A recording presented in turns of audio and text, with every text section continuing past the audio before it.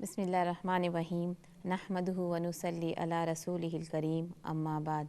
अऊज़ु बिल्लाहि मिनश शैतानिर रजीम बिस्मिल्लाहिर्रहमानिर्रहीम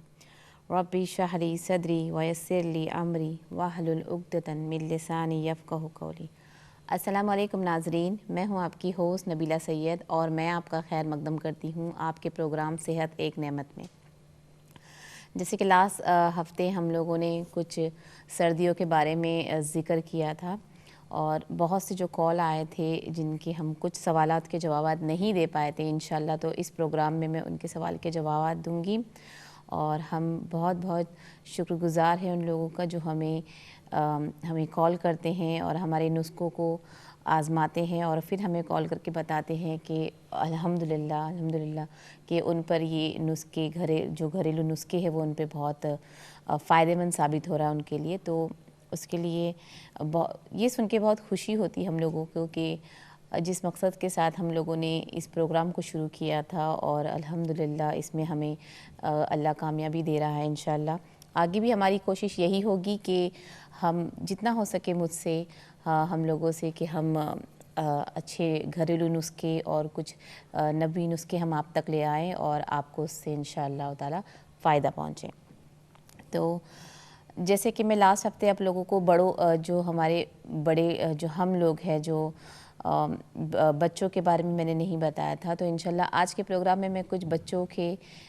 मुतालिक कुछ मैं आपको बातें बताऊंगी कि सर्दी में किस तरह आप उनको, क्योंकि बच्चों में अक्सर ये देखा जाता है कि इस मौसम जब मौसम बदलता है तो सबसे ज़्यादा जो बच्चे मुतासिर होते हैं, इनसे बहुत ज़्यादा मुतासिर होते हैं और जिनकी इम्यूनिटी सिस्टम बहुत ज़्यादा लो होती है और बहुत कम होती है, उन पे ये असर ज़्यादा दिखाती है।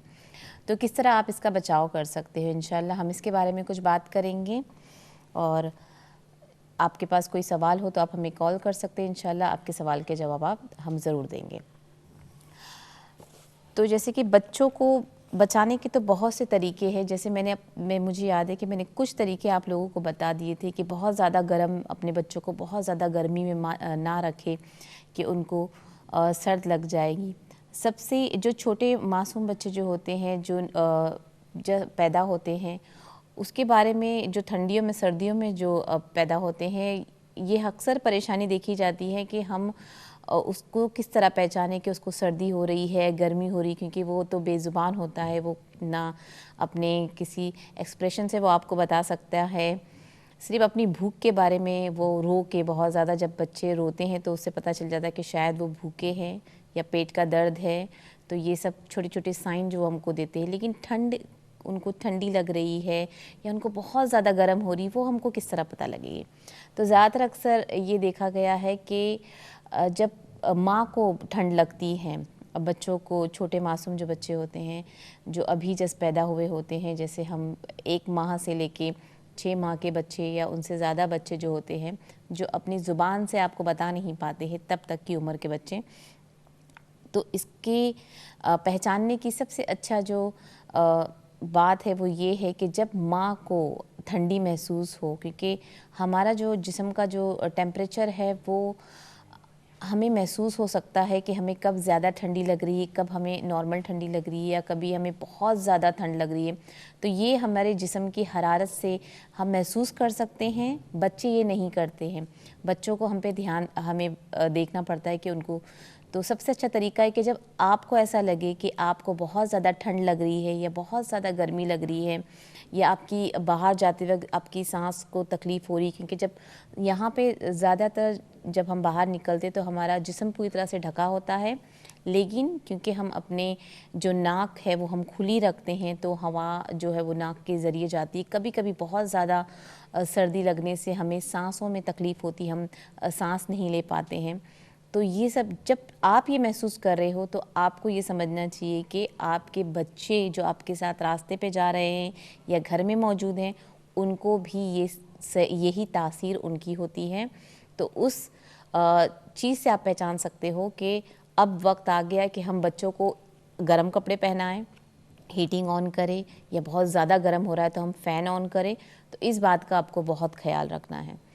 और इसके अलावा सर्दियों में बच्चों को बहुत ज़्यादा खांसी और बलगम की शिकायत हो जाती है और बहुत परेशानी हो जाती है। चलिए, टेम्परेचर के लिए तो हमारे पास थर्मामीटर होता है, जिसकी वजह से हम बच्चों के जिस्म का थर्मामीटर है, जो टेम्परेचर है उसका हम पता लगाते हैं और फिर हम उनको पैरासिटामोल देते हैं। अगर बहुत ज़्यादा बुखार वगैरह हो, टेम्परेचर बहुत हाई हो जाए तो हम उनको बुखार की दवा देते हैं। बहुत ज़्यादा होने पे यहाँ पे एंटीबायोटिक भी बच्चों को दिया जाता है। तो कोशिश करिए कि जब बच्चों को शुरू में आपको लग रहा है कि बच्चे अब खांसी शुरू कर रहे हैं या उनकी नाक बहना शुरू हो रही है, तो उस वक्त अगर आप अपने बच्चों को नीम गर्म पानी में शहद और कुछ चंद कतरे नींबू के रस के अगर आप डाल के पिलाएं, तो ये उनको बहुत ज़्यादा आने वाली जो बुखार है, खांसी है, इससे उनको बहुत हद तक हिफाजत कर सकती हैं। तो इसका है, तो नीम गर्म पानी में जितने बच्चे जितना भी वो पानी पीते हैं वो हिसाब से आपको नीम गर्म पानी लेना है। उसमें शहद आप 1 टीस्पून, हाफ टेबल स्पून वैसा इस्तेमाल कर सकते हैं और 1 से 2 कतरे आप नींबू के। ये बच्चों को खांसी और बलगम से बचाता है। तो ये एक चीज़ है जो हम बच्चों को ठंडियों में उनका इस्तेमाल कर सकते हैं। उसके अलावा सर्दियों में हम अगर अपने बच्चों को अंडे का बॉइल्ड अंडे अगर हम उनको दें, देसी अंडे अगर उनके लिए हम लेकर आए और देसी अंडे हम रोज़ाना उनको 1 अंडे उबाल के दें, तो उसकी वजह से भी बच्चों को जो वायरस होता है उससे भी उनको बहुत हद तक बचाया जा सकता है। और उसके अलावा आप यखनी बना के अगर बच्चों को दे, यहाँ पे देसी चिकन का मुझे इतना पता नहीं है, लेकिन अगर देसी चिकन के जगह, मुर्गी के जगह अगर आप देसी मुर्गी का इस्तेमाल करें, देसी मुर्गी के यखनी बच्चों को इस्तेमाल करें, रोज़ाना उनको इस बात की आदत डाल दे कि वो बच्चे एक सूप की तरह उसको पिए। खाने या फिर लंच या डिनर के लिए देने के बजाय अगर आप उसको एक नहीं, बच्चे स्कूल से आते हैं या सोने से पहले आप उनको पिला दें, एक हाफ़ गिलास या हाफ़ कप, जितना भी बच्चे आपके पी सकते हैं,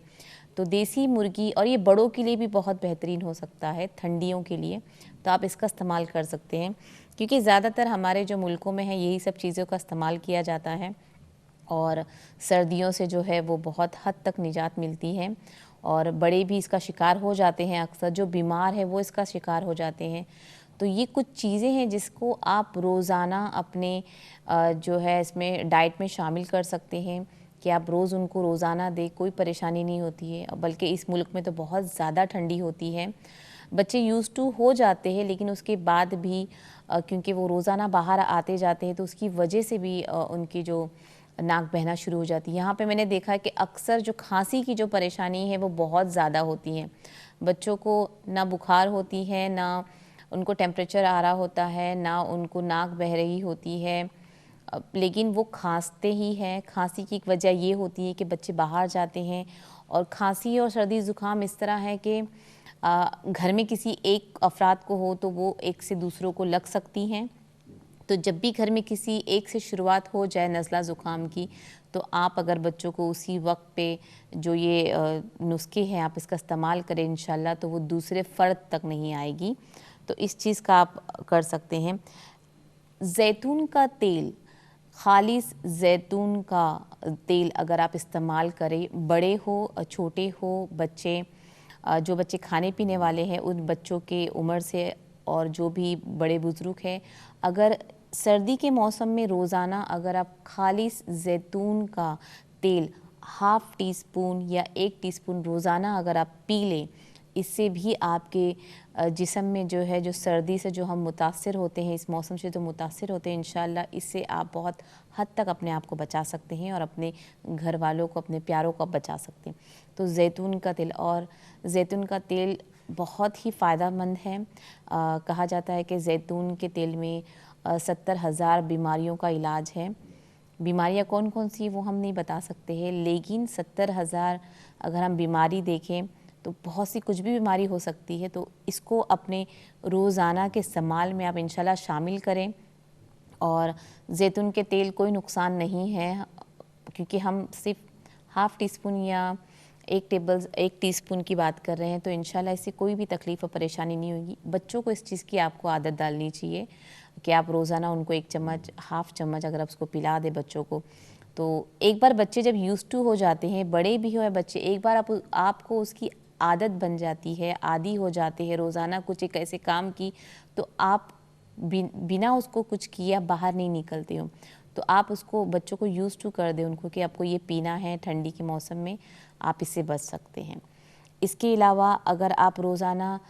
एक दिन छोड़ के एक दिन अगर अजवाइन का पानी का भी इस्तेमाल करें अपने लिए भी और अपने बच्चों के लिए, तो जो जिस्म में जो ठंड लगती है और हड्डियों में जो ठंडी लगने का डर होता है, इंशाल्लाह इससे आपको बहुत आसानी से बचाया जा सकता है। तो इसका इस्तेमाल आप कर सकते हैं।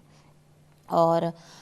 कभी कभी ऐसा होता है कि बहुत से लोगों को हमेशा परेशानी होती है कि खुश्क खांसी होती है, ना बलगम होती ना कुछ, बस हम खांसते रहते हैं, बहुत ज़्यादा खांसी होती है।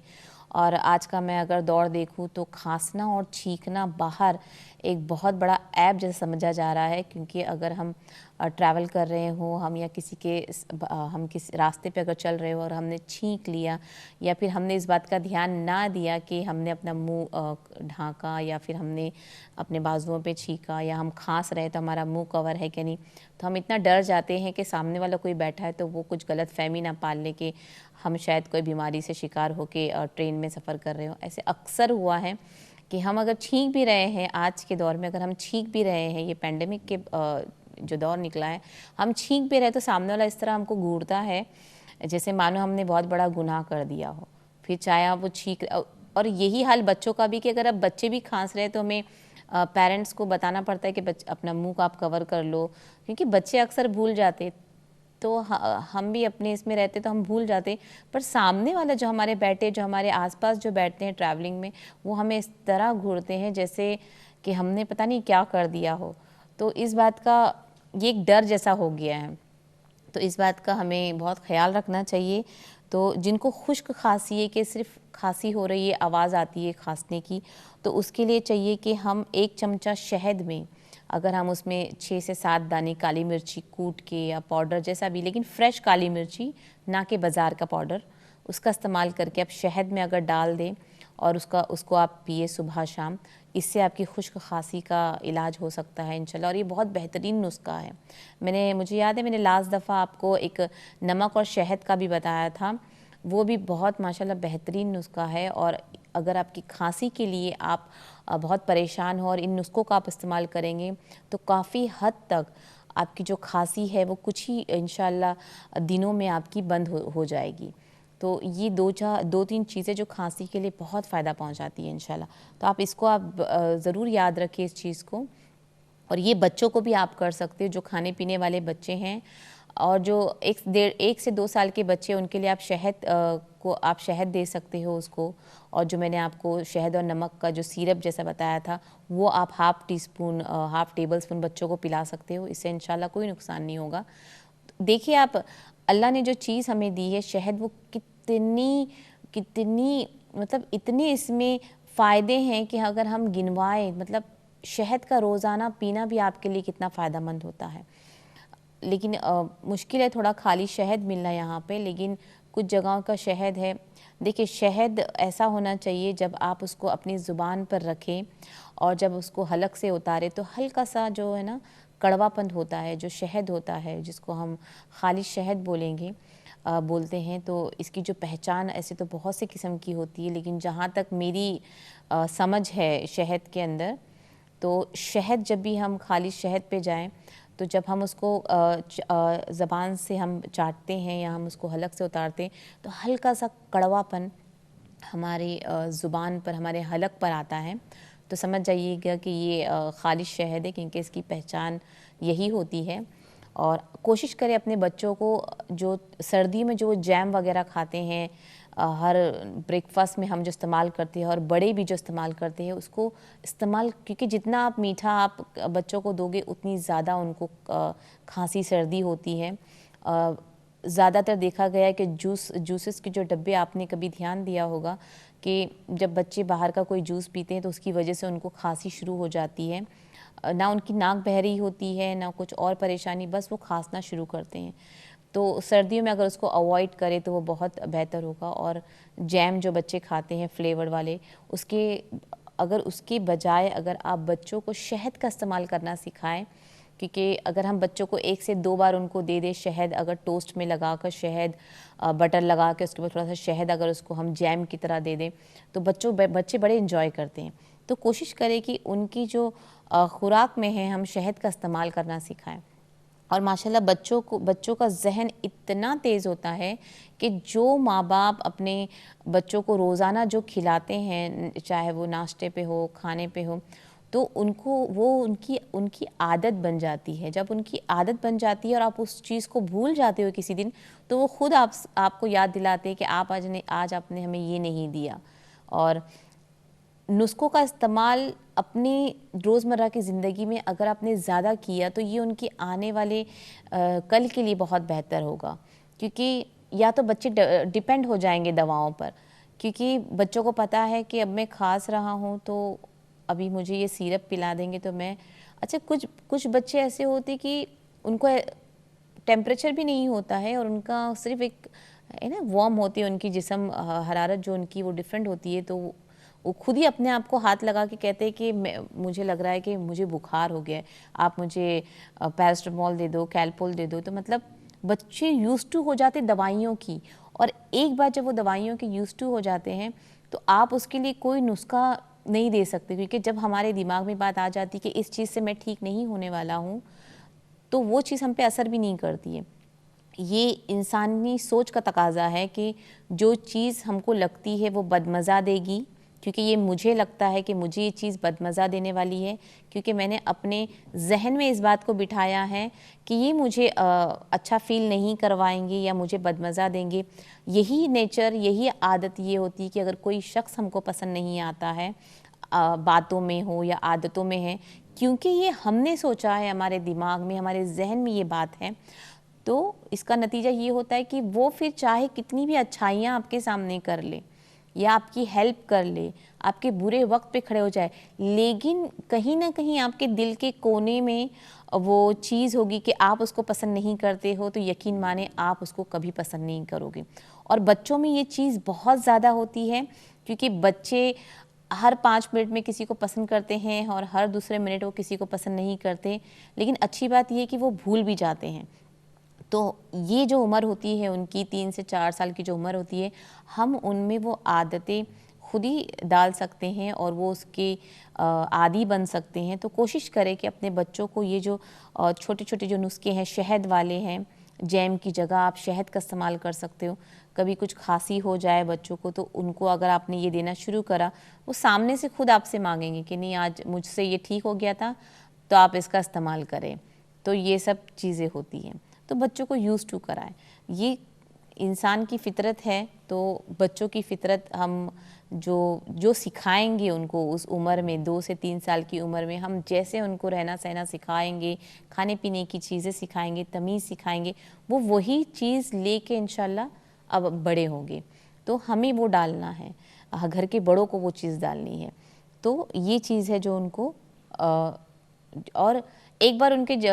बच्चों का टेस्ट ऐसा होता है, ज़ुबान पे एक बार टेस्ट लग जाए तो वो उसको बहुत मज़े से खाते हैं। फिर चाहे वो अदरक का टेस्ट हो, शहद का टेस्ट हो, काली मिर्च का टेस्ट हो, उनको वो टेस्ट जो है वो लगना चाहिए कि नहीं ये बहुत अच्छा टेस्ट है, ये कुछ अलग टेस्ट है। तो बच्चों को इस चीज़ की आदत खुद ही डालें, कोई नुकसान नहीं है शहद से, और शहद की आदत बहुत अच्छी होती है। और बड़ों को भी चाहिए कि वो शहद जैम वगैरह खाने से अच्छा शहद का इस्तेमाल करे करके। कुछ ही वक्त मेरे पास है, मैं इंशाल्लाह ब्रेक के बाद जो मेरे सवालात रह गए थे लास्ट वीक के, मैं इंशाल्लाह अपने सवालात के जवाबात मैं आप लोगों को दूंगी। कुछ रह गए थे, इंशाल्लाह ब्रेक की तरफ चलते हैं। अस्सलाम वालेकुम व रहमतुल्लाहि व बरकातहू।